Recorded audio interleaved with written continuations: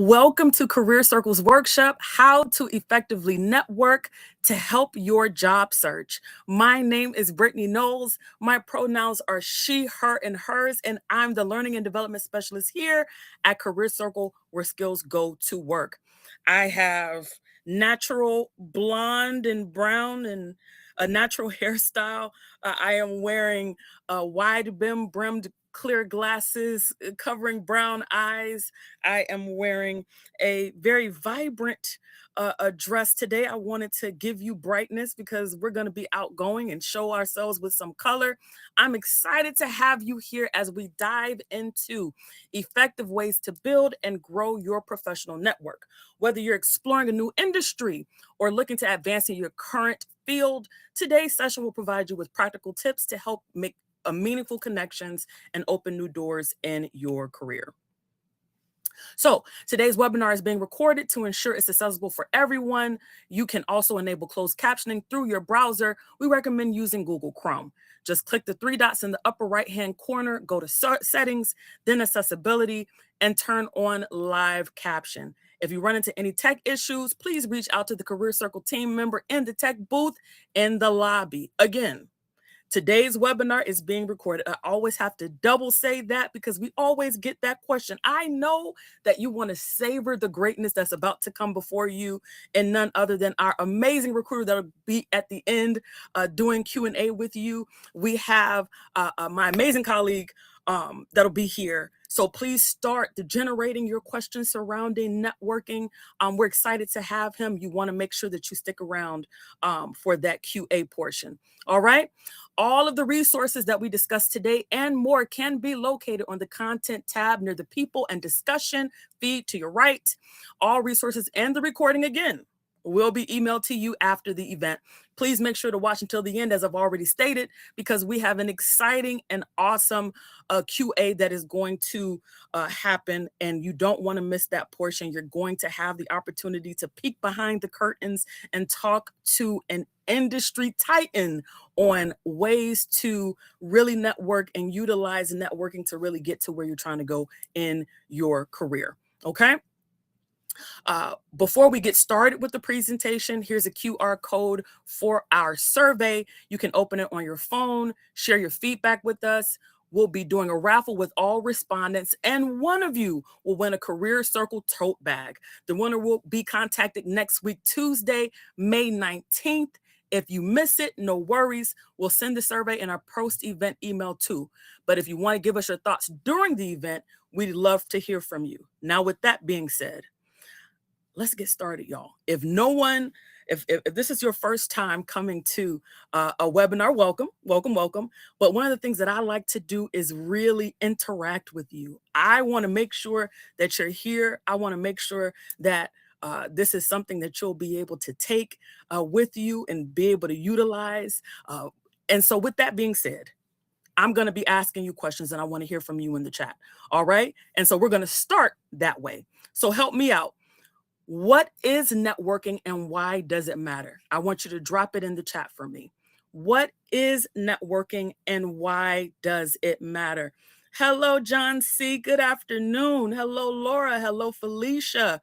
Hello, Quincy. Hello, Christopher, Krista, Will. Welcome. Daniel, Albert, Evelyn, Julie, Sandy, Alexander, Susan, Giovanni. Welcome. What is networking? And why does it matter? All right, I'm seeing Christopher said, making professional contacts. Yes, hello, Cynthia from California. Hello, Cameron. Hello, Don. Philip said, networking is establishing professional connections as it helps us in our search for employment opportunities. Yes, and yes again. Anel, hello from New York, and that's where I'm from, Miami. So I hope that you're having a fantastic time there. Welcome. Anisha said, building a relationship with someone to reach a goal. Networking is getting visibility faster, connections with professionals. Thank you, Jess. All right. I love this engagement going on in the chat. All right, so what is networking? I'm glad you asked. It's the process of building and nurturing professional relationships in order to exchange information, support, and opportunities. Now, y'all, I'm gonna pause for the cause really quick because I read someone say that it's an opportunity for you to reach a goal, but networking shouldn't only be one-sided. It should be mutually beneficial. It's a situation when we get into LinkedIn and you get messages. How many of you get messages from people that are trying to sell you things and there's no real connection? You can tell that it sells. Is it just me? Tell me. Yay, I pronounced your name correctly. Thank you so much for letting me know that. I try my best. I try my best. Eric, are you agreeing with me? Are you letting me know that you get those same kinds of salesy? Yeah, Laura, I see you too. Yes, yes. Okay, so think about that. If you have someone that is approaching you to network and all they just want something from you, oftentimes they get ignored. I can tell you my inbox is blinging in my inbox. But if I feel like there is no real connection, it's oftentimes ignored. So you absolutely want to make sure that it's something that is going to be mutually beneficial. And what is the relevance of it? Over 70% of jobs are found through networking. As well, it helps you access the hidden job market. And then it builds credibility and visibility in your industry. What does that mean? There are certain roles that might not have even been posted yet. And if you have connections, and there's multiple connection types, we'll talk about that a little bit later. But if you have connections, they may be able to put in a word for you. Hey, I know someone that has the qualifications that you're interested in. You should connect with this person. Think about it from this perspective. We are in a technology driven world, and AI is incredibly um important, and it's being utilized in almost every industry that I could think about. There's so many ways that AI is being used, and it's only building. But there is nothing better than that humanistic touch. Oftentimes, you may have individuals that have all of the criteria, all of the qualifications, and oftentimes these companies are using AI, applicant tracking systems, in order to uh, filter through candidates for roles. And so, even though you may be an excellent fit for a role, if you are missing certain keywords or things, they may exclude you. So, having someone within the organization or within that sphere of influence to provide you with that golden stamp could take you out of out of the pipeline. And pipeline is when they may look at your resume and see some promise, but maybe not this time. And so they're not considering you for this role, but they may utilize your resume for roles in the future. And so being able to utilize your network may prevent you from being pipelined or looked over for a role that you may be interested in. Something to think about, y'all. All right, moving on to the next thing. And let me also say, one of the pro tips that was on that previous slide is this. What we're doing right now is an opportunity to network, y'all. And so use it.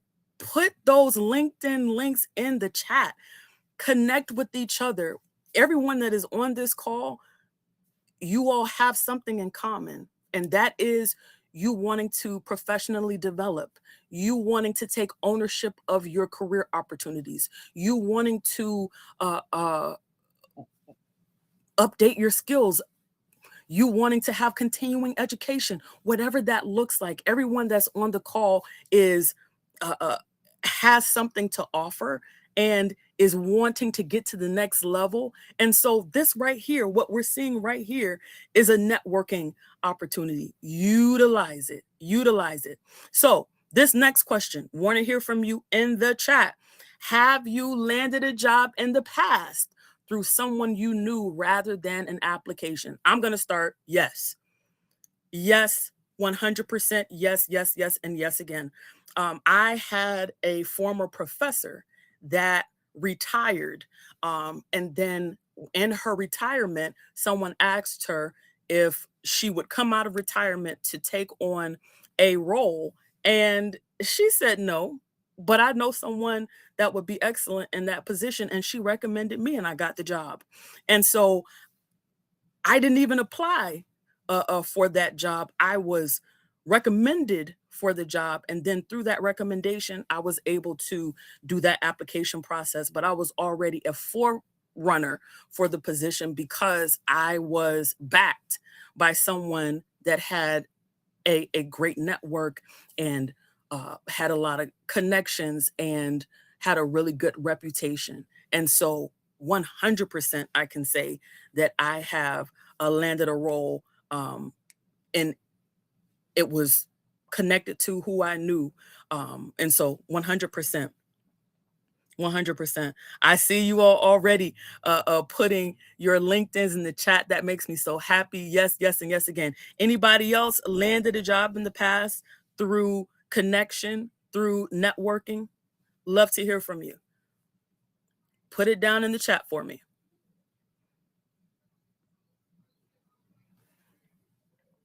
I'm seeing it. I'm seeing it. I'm seeing it. Yes, yes, and yes again. Yes. All right. So see, this is a testament to what we're talking about today. We have multiple individuals in the chat that have agreed or aligned with what I said in terms of being able to utilize their network in order to be afforded an opportunity. And so you definitely do not want to overlook your network. Okay. So let's talk through the types of networking. All right. So you have your operational networking, you have personal networking, you have strategic, and you have the different approaches that you may want to take and how those things are differentiated. So when we're looking at operational networking, this is connected with your current role. And so your boss, your coworkers, if you have anyone that you are the leader of, your clients, those are operational networking opportunities. Now, let me pause for the cause here. Oftentimes, um, when we are looking at other professional opportunities, we may not necessarily communicate to our operational sphere of influence that we are looking at other career opportunities. And so that is absolutely a type of networking and utilizing these individuals for recommendations and that sort of thing. But I feel anecdotally, that oftentimes these individuals are individuals that you may utilize once you've already found something, like a once you've already found something and you're looking for something else, you may reach back and ask if this person is willing to provide a recommendation. If you have a positive relationship with them as you're transitioning into another situation, asking if they would be willing to provide you with the reference, that sort of thing, 100%. Then that personal networking. And so that is in your personal life, who you're connected to, who is your sphere of influence, who is part of your ecosystem. And so this is your interests, your hobbies, personal characteristics, affinity groups, the Rotary Club, your connection maybe to a social club, a religious organization, whatever that looks like, that all makes up your personal networking sphere of influence. Then you have that strategic networking. And so these are individuals that are able to assist you in getting to the next level in terms of your career. Now, we have those mentors and industry leaders. Oftentimes, you have individuals within this space that are willing to give back, are willing to be a mentor. And if you are in connection with these individuals, if you take an interest in these individuals, oftentimes you fall into being a mentee based on your connection. I'll give you an example. I worked within an institution of higher learning, and I was doing a project where I was working with multiple departments across industries to put on this programming for students. And in the process, I connected with the ombudsman of that institution that I was working within. And during that time, we became really connected. And there were things that he was able to give me advice on. There were times when it was solicited and unsolicited. But in the process, what originally have developed as a friendship became a mentorship. And to this day, there may be things that go on professionally that I'm able to connect with him and say, what do you think about this?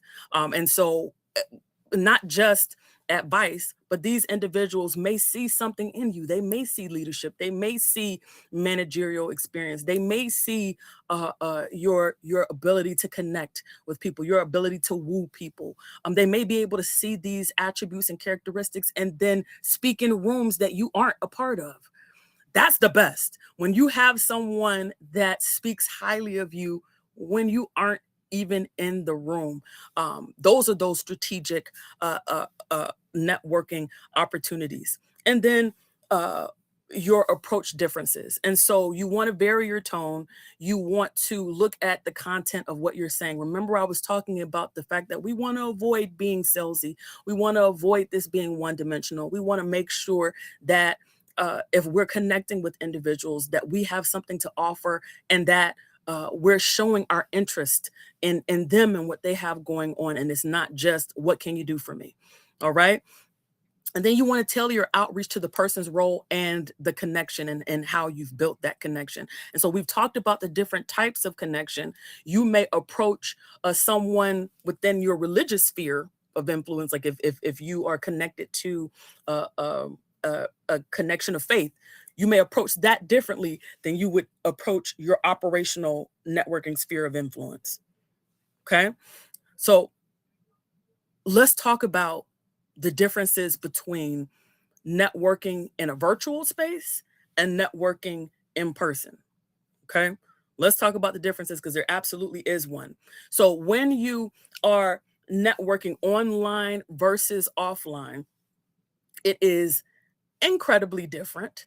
And especially in this post COVID era that we are in, um, what was once something that we had to do, like we had to go to in person career fairs and we had to have paper resumes and we had to shake hands and look individuals in the eye. Some now in this post COVID era, um, there are times that we are being able to network fully online. And so I will tell you, as you all have already probably experienced, organizations are moving back towards doing more things in person. And so it's important for us to be able to do both.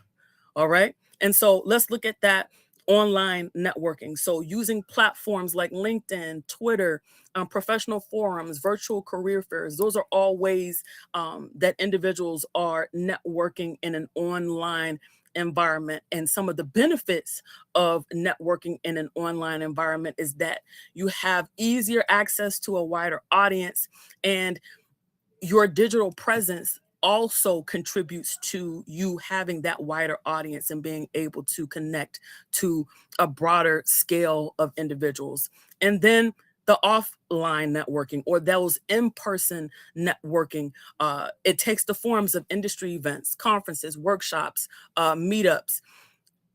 When we look at those in-person networking opportunities, one of the benefits of that is that there is more real connection, more ability to relate, more ability to make meaningful, genuine relationships in person as opposed to online. Now, understand, I recognize that what I just said could be a generalization. Don't get me wrong. There are certain individuals that I have of at one point I never met in person. Only thing that we had was online, and those I can say I've developed many meaningful relationships with individuals that I only, had interactions with in a virtual environment. But I will tell you that those real connections often are few and far between,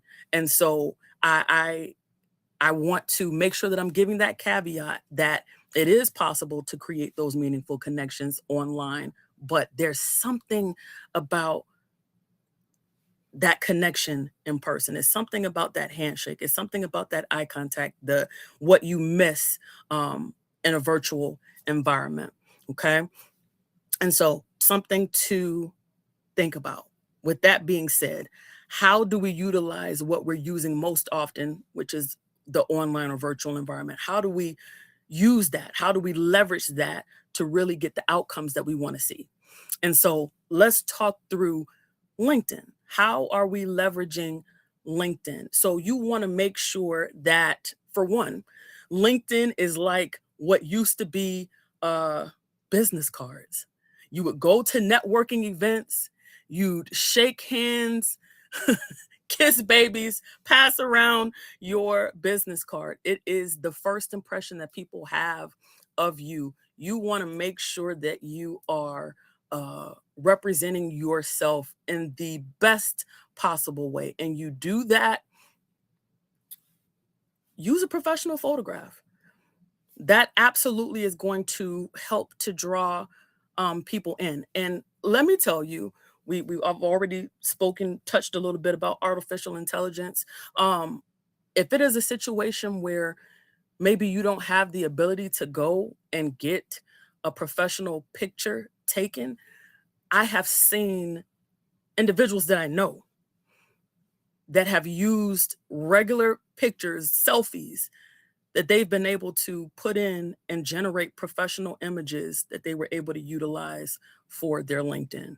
And so I can't tell you what what application it was, but if it's a situation where you don't have the ability to get a professional photograph taken, there are so many different ways that you can still present yourself professionally within your LinkedIn profile. You want to have a compelling headline that is so beneficial. I will tell you this. One of the things that I have done um, is I have connected with people that I see as thought leaders, that I see that have careers that I want to aspire to do. I connect with individuals that I want to support, and I want to be able to learn from. And what I found was that oftentimes their headlines, it looked different. And so it made me look at my LinkedIn and say, it's lacking. I need to update. I need to upgrade. I need to do better. And so I didn't copy them. I did it for myself. I looked at how they structured their headline and I said, okay, let me try this same thing. Let me use more, excuse me, action oriented language. Let me utilize my capitalization, my punctuation in this way so that I can stand out. And I think that it absolutely has drawn individuals in. You want to engage actively on LinkedIn. And so if there is someone that, or a cause, a topic, an industry that you're interested in, engage with it. You want to comment on posts. You want to join the groups. You want to follow key organizations. You want to follow individuals within organizations that have roles that align with what you may want to do. You want to um, participate in those discussions and be cognizant and thoughtful when you are um, communicating and being a part of those discussion boards, because just like with those direct messages, Things can come off as inauthentic. Things can come off spammy. Uh, things can come off as uh, fake. So you don't want to do that, because I absolutely could limit your ability to utilize this for the benefits that it has. All right. You want to leverage your existing relationships. One of the first things that I did when I got on LinkedIn was I connected my LinkedIn with the contacts that I had on my phone. And so I found all my cousins, I found all of my friends, I found all of the organizations that I volunteered for. I found all of the people that I was, have a connection with within all of my affinity groups. And so that was one of the things that I did first. I started with the people that I knew, that I had witnessed, that I had worked with, that I had touched, that I had supported, that had supported me. I connected and used those individuals first to build my network. And then identify individual people in your field. Now, how do you do that? Um, you could utilize, I know that we've touched a little bit on AI, but you could absolutely use AI to say, hey, this is what I'm interested in. Who are some thought leaders in the space? Um, look for hashtags and follow hashtags, individuals that are thought leaders often utilize hashtags, and you're able to see who the movers and the shakers are in specific industries and for specific causes and for specific roles. Um, Attend virtual events, not just career fairs. Things like this are opportunities for you to be able to connect with others, and then leveraging those second degree connections. And so, as you are going through, I can sometimes be nosy. If I see someone looked at my page, I'm going to their page to see who they are and to see what they do and to see how we may be connected, or to see why they might want to connect with me. And when I scroll down the page, there's at the bottom, other people have looked for or other people have connected with. And so oftentimes those are those second degree connections, people that are connected with someone that either you are connected to or people that you have searched. That's a great space to start when it comes down to um, upgrading and optimizing your LinkedIn. So talking a little bit more about leveraging your LinkedIn, showcase your credibility. And so adding your recommendations from colleagues, clients, or managers. Y'all, let me tell you how important that is. Back in the day, if you got an A in a class, you say to your professor, "Hi, would you be willing at the end of the semester, would you be willing to provide me with a recommendation?"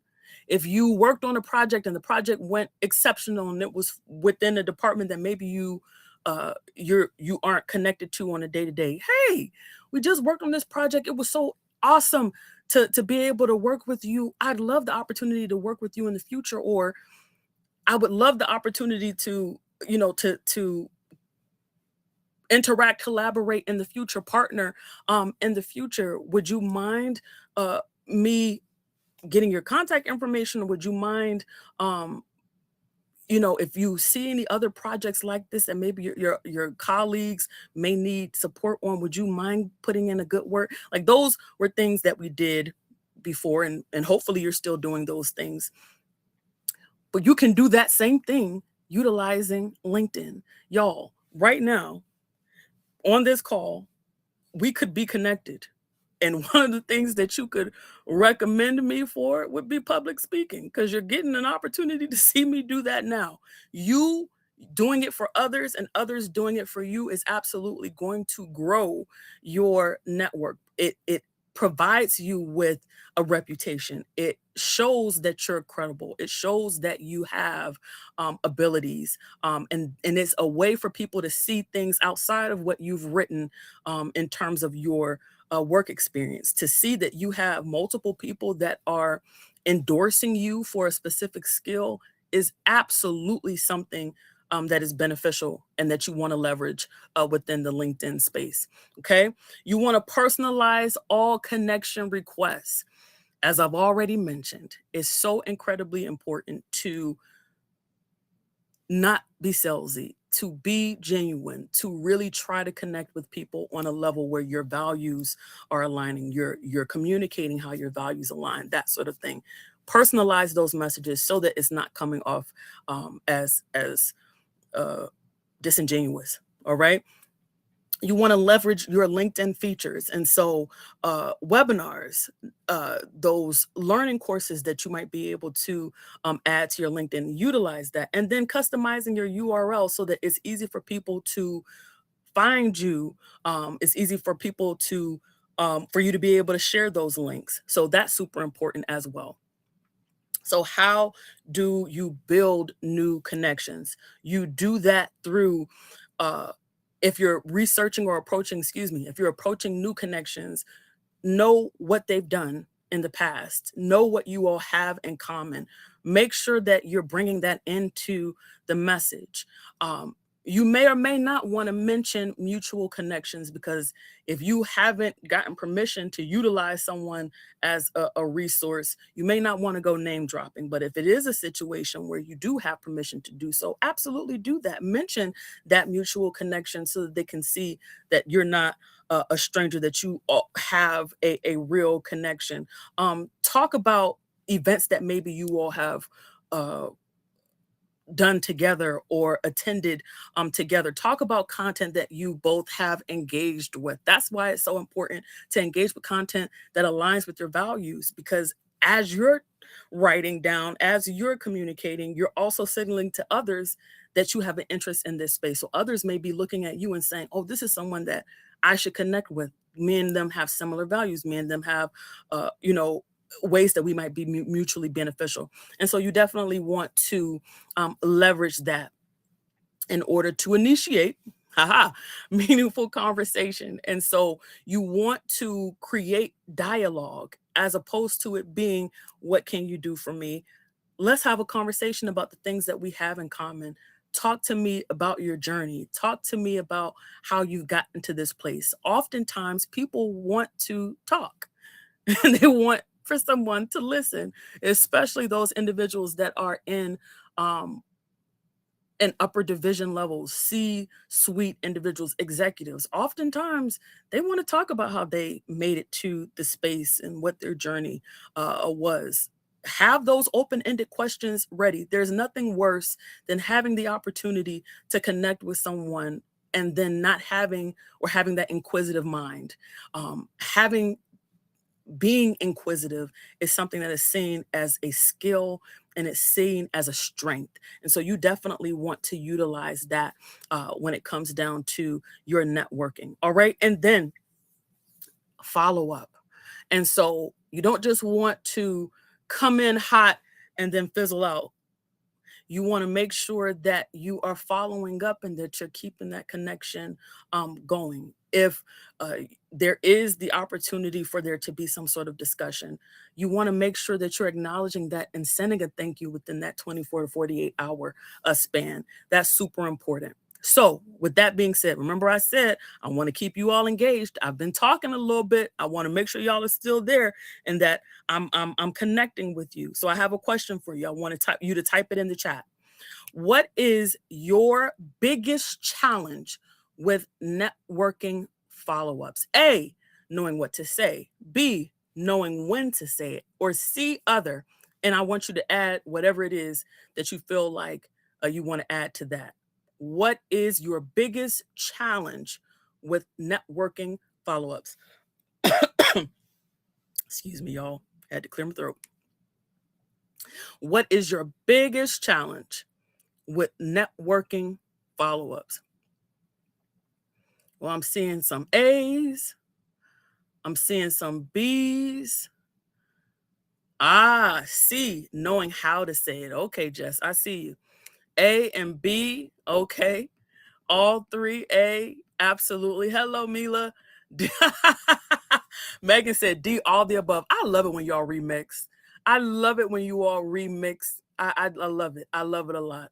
Okay, all of the above. I see you, Philip. All of the above. Knowing what to say and when to say it. Absolutely, absolutely, absolutely. I love it. So let's talk through your networking strategy and how that may vary. And so, if you are going to be networking and connecting with someone within a large company, you want to be strategic about who you're contacting, because when you're contacting an organization that has thousands upon thousands of people that work for the organization, um, it's easy to get lost in the sauce. It's easy to become just another message. You want to make sure that you're connecting with individuals that align with where you're trying to go and where you can be mutually beneficial. Then looking at in terms of a smaller company, well, let's go back to that larger company. When you are trying to infiltrate a larger company, oftentimes there are multiple layers before you can get to the big fish, especially if you're trying to connect or create connections within a larger organization. Whereas a smaller company, the levels or layers to get to that big fish may not be as difficult to infiltrate with a smaller company. So, what are some steps? What are some steps that we want to do if we are looking at networking? And let's just say we're looking at um, connecting with that big or small company within an event, some sort of event. What are some things that we want to make sure that we're doing to be prepared? First and foremost, know who is coming. Y'all, this is so incredibly important. If you are, oh, let me think. If you are in the education space and you go to a, oh, but see, that connects too. See, my problem is I could see all of these connections. I could see how things align. So I was trying to find two industries that don't necessarily match up. Um, oh, let me think. Well, mm, I'm still trying to think. Let me think. Um, if you're trying to, I'm going to utilize myself. If you are wanting to become a trainer, you may not want to go to a accounting event. I don't know. That was the best that I can do. You may not want to go to an accounting event unless you know that this particular organization is looking for the type of training that you offer, and you know what department may have resources in order to hire someone to do training for those specific companies. You see, I've put the pieces together. You want to make sure that you are being strategic, that you are being intentional. You do that by knowing who's coming, what industry they're in, if they have been in the news and what it was for, um, if they have roles, if let's just say this is a career fair type of situation, what types of jobs they will have, or recruiters for whatever space uh, for that particular organization. If it's a if it's not a career fair, but maybe it's just an industry event, knowing the kinds of roles that they have availability for. If that is, if you're looking to network and see what they're looking for, and maybe even if it's not a direct hiring event, you want to know what they have available, and if it's something that aligns with your skills, um, you definitely want to have a conversation with them, because this could be someone that could say, you know what, I went to this networking event, I went to this industry event, and I was able to connect with this person. I don't know if you saw their application, but I feel like this might be someone that you might might be of interest to you. So you never know. So knowing what the roles are that they have that are available and being able to speak to that could absolutely be beneficial before you go to these events. Do they have programs that match what you're looking for? And so some examples of that. If you are a person that served, if we have anyone on the call, thank you for your service. But if you're someone that served, do they have any veteran organizations or veteran serving resource groups within the organizations? Do they have returnships, apprenticeships? You want to know what the company's values and what their mission is. You want to have an elevator speech. And so what is your pitch? That should include who you are, what your goals are, what you bring to the table, experiences and accomplishments, and it's in this short, sweet, cohesive bit. Okay. Moving on, let's go into further detail on what an elevator pitch has. So it has that who you are, what your purpose is. You want to look into who this is for. And so if you're talking to someone, you want to make sure that you're personalizing it to align with how this may connect with that person. You want to look at your past and your present. So relevant work experience. If you know who it is, then you know how you might want to tailor that and speak to that. Any volunteer work you've done, hobbies that you've been involved in, your strengths, the skills that you bring to the table, accomplishments that you've had, education, that future career goals, what you're trying to do in the future, what roles that you might want to move into, how you want to shift, anything that you're currently learning. Those are all things that you may want to put into your elevator pitch. Now, some things that you want to avoid, it being too long or being too short.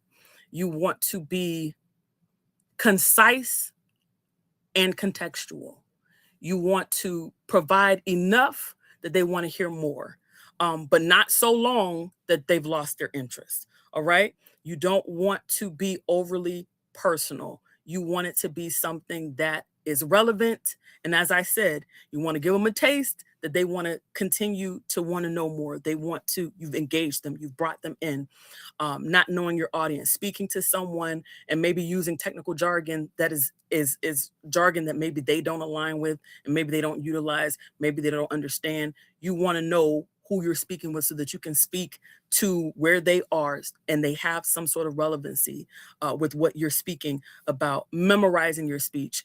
There's nothing worse than feeling like someone has a motive or they're not genuine. It's not organic. It's disingenuous. You definitely don't want to be caught memorizing a speech. You want it to be personalized. You want it to be specific. You want it to be intentional. You don't want it to be too vague, and you don't want it to be overly sharing because that'll lead to that it being too long. All right. So attending the virtual career fair next month. We have one. We want you to come. These are some things that you want to look into, some things that you might want to think about. You want to upload any relevant certificates, certifications. You want to have your most up-to-date resume. I can't stress that enough. When you come into these spaces, know who is there, what roles that they're offering, and then you want to tailor your resume to that. Generalized resumes often get put in the pipeline pile. All right. Upload a profile picture.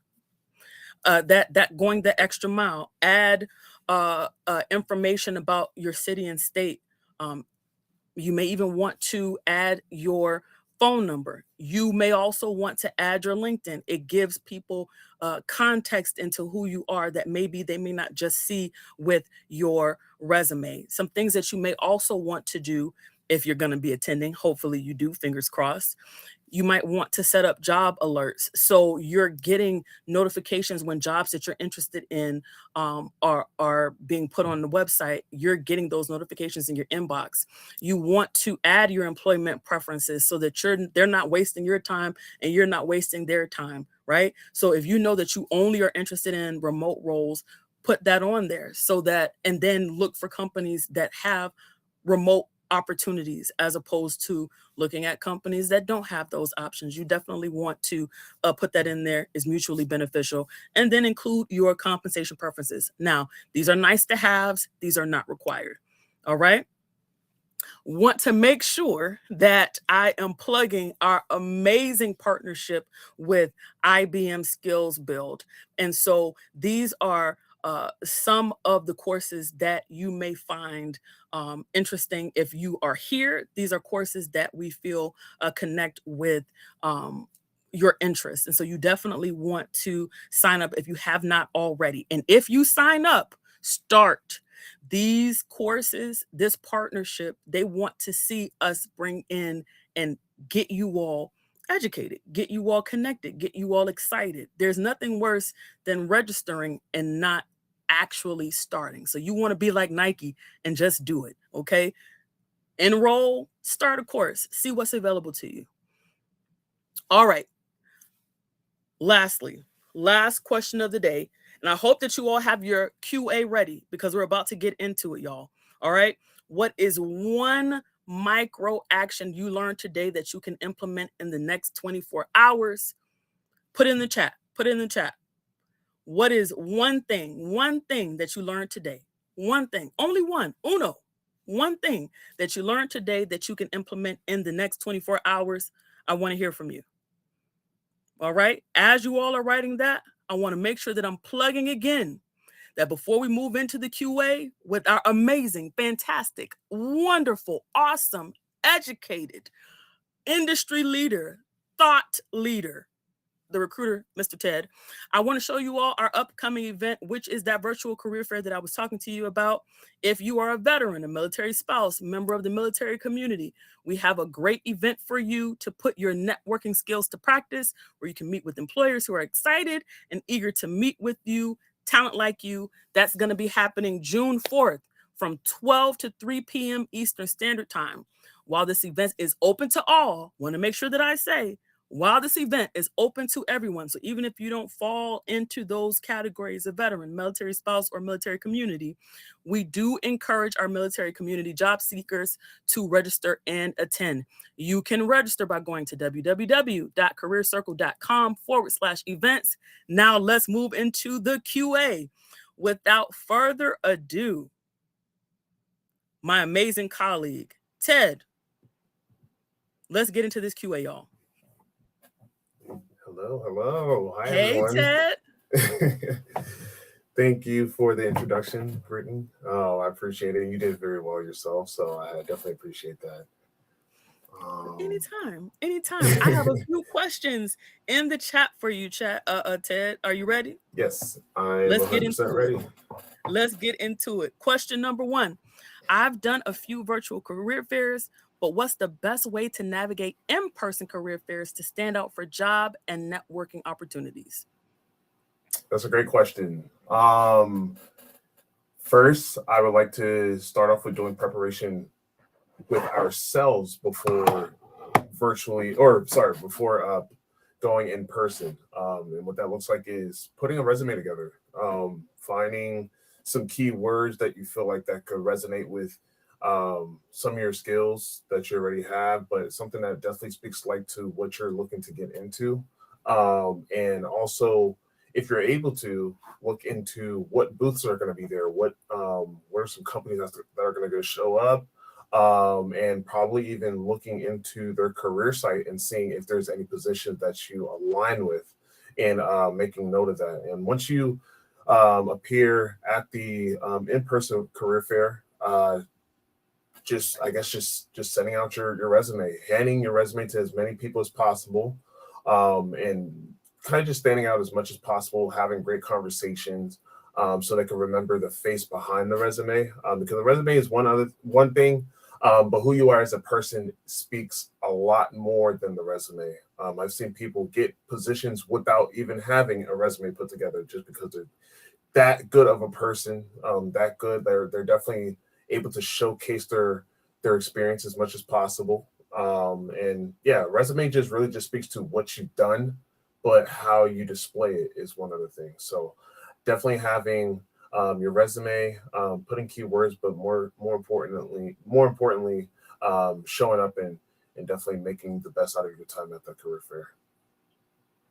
Okay, Ted, mic drop. I love it. I love it, Ted. Okay. My, Absolutely. my next question is, how do we find networking events in our area, specifically in person? That's great. That's a great question. I probably won't touch every single channel. I know there's a lot of channels out there. But I'll say start off with LinkedIn. Well, actually, let's take a step back. Start off with Google. Google is your best friend. Google has not all the answers, but I'll say it has most of the answers that you need. And a lot of the times, what's on social media most likely touch Google. Google touches every single platform. Well, most platforms that are out there. So putting in some keyword search and kind of just starting with what kind of career fair you're seeking for. Job career fair, you can type in putting in your location perhaps, but also one thing that I've also found and that I've also attended to was different, just following different I'll say just different staffing company. I'll want to be biased and say this is the best one, so follow this one. And we have lots of information regarding and signing into careercircle.com and creating your own profile allows you to get some subscription notes sent to your inbox about upcoming career fairs that we have and also anything that is connected with career circles, such as like we have different ones like IBM, perhaps, and that's a big name that a lot of people probably know within this conference that we're in right now. But yeah, just connecting with as many people as possible. LinkedIn could definitely do so and show you a lot of different career fairs that are happening nearby. But really, just having like that local network could definitely help with you appearing in a lot more career fairs. I love that response. Absolutely. Google is our best friend. And IBM Skills Build. Okay. Yes, absolutely. The next question is, as networking is supposed to be a mutual connection, what is one of the best ways I can add value and contribute to the person I'm connecting with? If I'm at the receiving end mostly, how can I present myself to them with meaningful content in return? Wow, that's a great question. I've never actually heard that question, so I'll try my best to answer that one. Um, I like to honestly say when you're entering a position, when you're entering a conversation, when you're entering any kind of relationship, it's really just about what problem, especially when I say relationship, I'm talking about like a professional relationship. What problem can you solve that they have? What problem that they have that you can solve?